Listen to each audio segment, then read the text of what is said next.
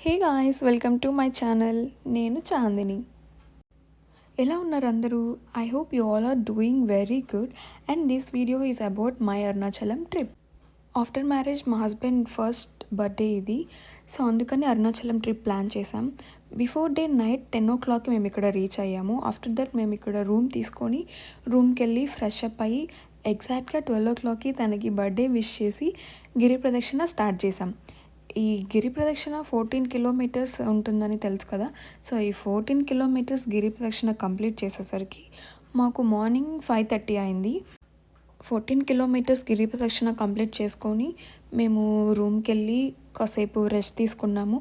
After that మేము ఒక 10 o'clockకి లేచి రెడీ అయ్యి టిఫిన్ చేసి మేము దర్శనానికి అయితే స్టార్ట్ అయ్యాము.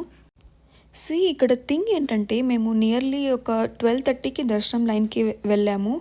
అండ్ టోటల్ దర్శనం కంప్లీట్ చేసుకొని బయట రావడానికి మాకు 7:30 అయింది. నియర్లీ 7 hours పట్టింది దర్శనానికి. మేమైతే అస్సలు ఎక్స్పెక్ట్ చేయలేదు.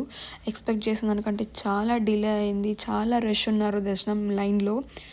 మేము అసలే గిరి ప్రదక్షిణ చేసి ఫుల్ టైర్డ్ అయిపోయాము. ఇంకా ఈ క్యూ లైన్లో 7 hours అసలు ఫుడ్ ఏం లేదు, ఏం లేకుండా అలాగే 7 hours అలా క్యూ లైన్లో ఉన్నాము.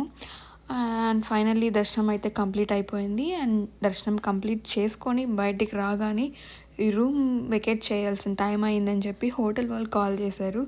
సో ఇంకా వెంటనే రూమ్కి వచ్చి లగేజ్ ప్యాక్ చేసుకొని రూమ్ అయితే వెకేట్ చేసి అగైన్ తిరుపతికి స్టార్ట్ అయిపోయాము.